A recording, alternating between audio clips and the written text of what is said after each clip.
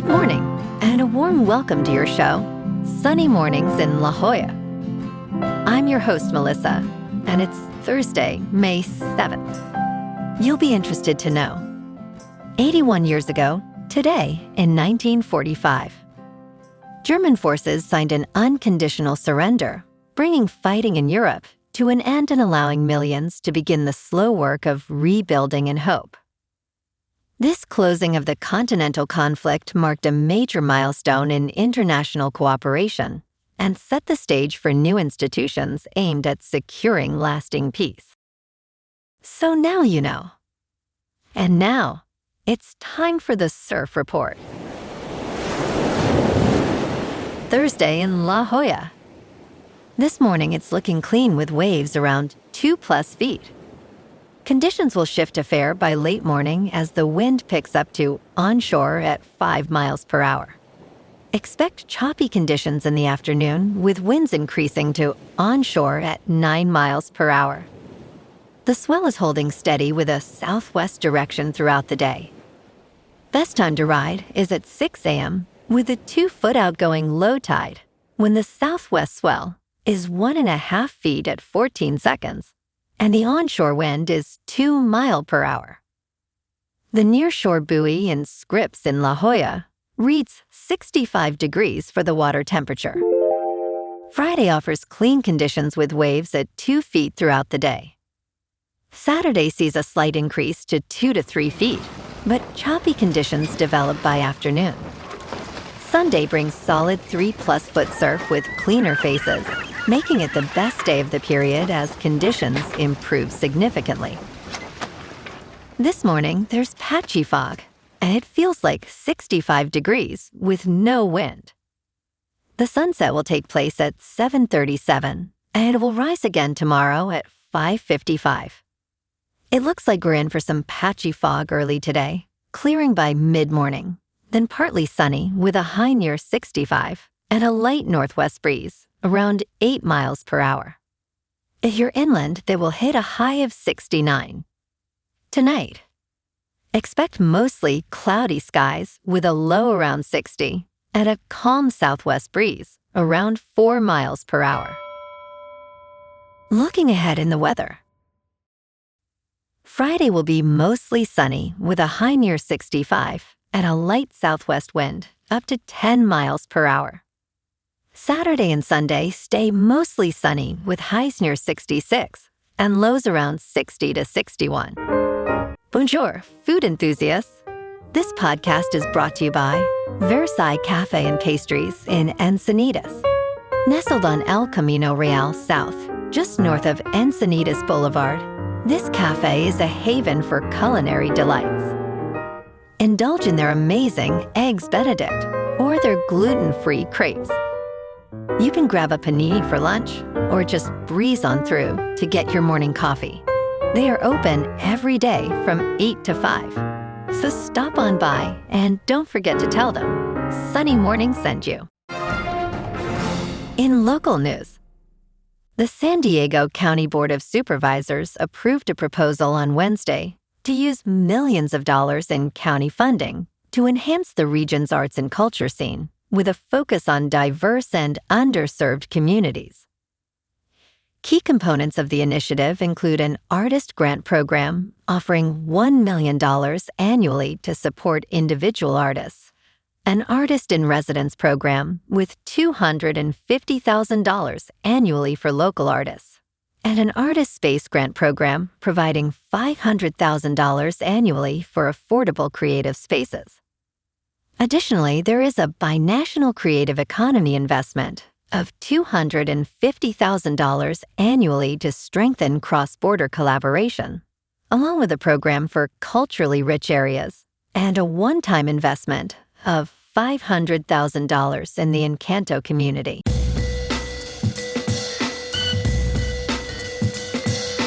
Now on to sports.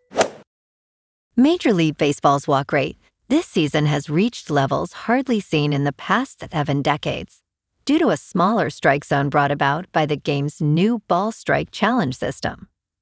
The automated ball strike challenge system, introduced about 6 weeks ago, has revealed one undeniable truth. The robot umpires have it in for pitchers. As a result, 9.5% of all plate appearances across Major League Baseball through Tuesday had resulted in a walk. This marks a sudden and dramatic rise in a statistic that had been remarkably consistent for decades.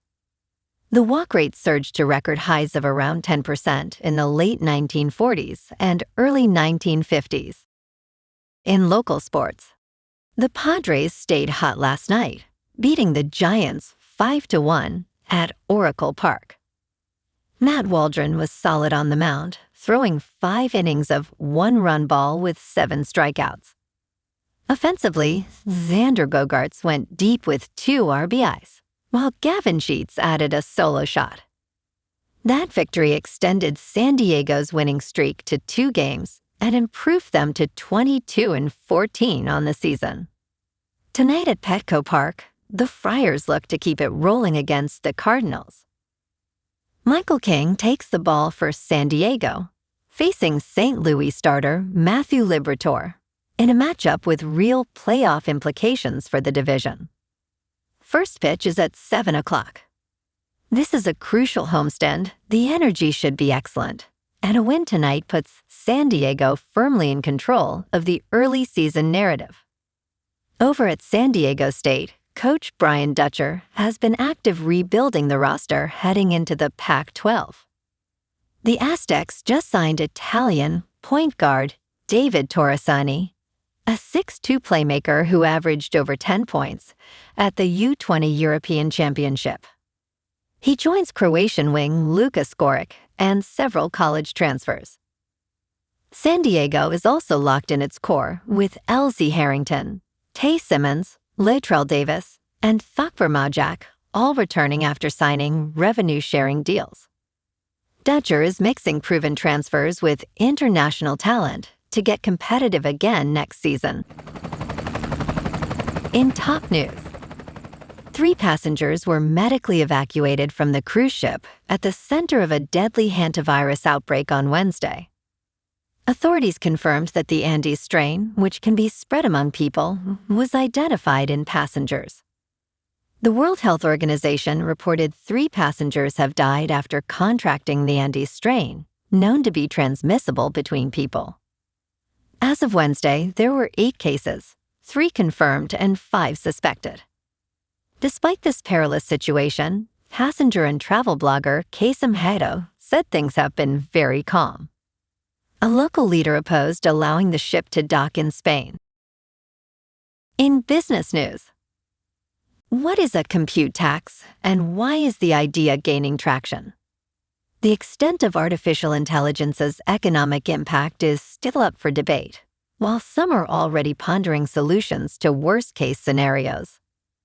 The ripple effects of artificial intelligence on the economy are expected to intensify, with job displacement and a shift in gross domestic product from labor to capital. Some are revisiting an old idea, a tax on artificial intelligence processing known as compute.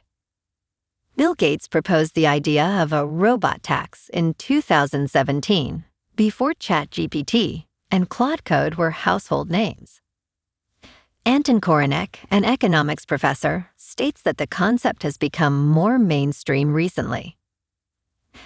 Advocates support an artificial intelligence tax to address potential job loss and to slow artificial intelligence's rapid growth rate. Andrew Yang, a former presidential candidate, emphasizes the need to preserve jobs.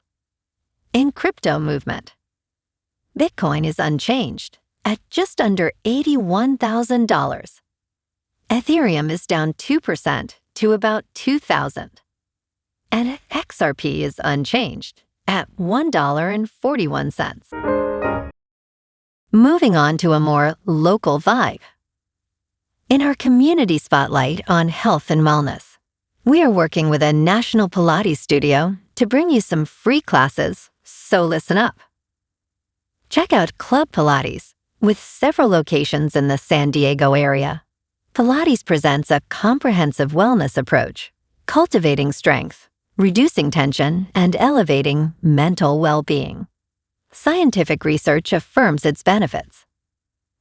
So now you can check out Club Pilates for a free class, with locations in Encinitas, Solana Beach, Oceanside, La Jolla, and more. Just be sure to tell them Sunny Morning sent you by. And now, back to the show. Let's talk tech.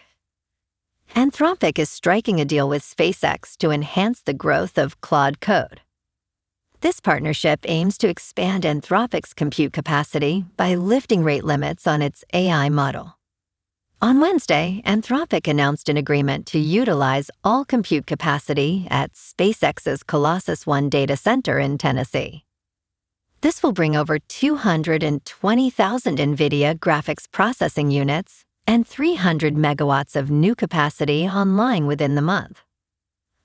Additionally, Anthropic has expressed interest in collaborating with SpaceX to develop multiple gigawatts of orbital artificial intelligence compute capacity. The agreement turns rival artificial intelligence labs into frenemies. And in entertainment news, Legends is a fast-paced series on Netflix featuring Steve Coogan as the head of an operation to battle drug smuggling in 1990s England.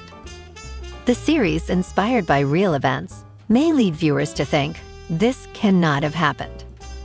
Based on The Betrayer, how an undercover unit infiltrated the global drug trade, it offers a breakneck adventure about ordinary civil servants going undercover to bust drug dealers. The 6-part series, created by Neil Forsyth, starts in 1990 Britain, where recession looms and heroin overdoses reveal the dire consequences of the drug trade. Well, alrighty folks, it's time for the quote of the day. And today, our quote comes from the British historian and author, Arnold J. Toynbee.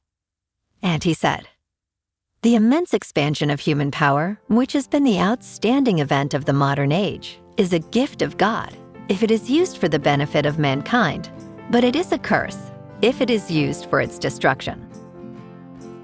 And that's a wrap for this morning.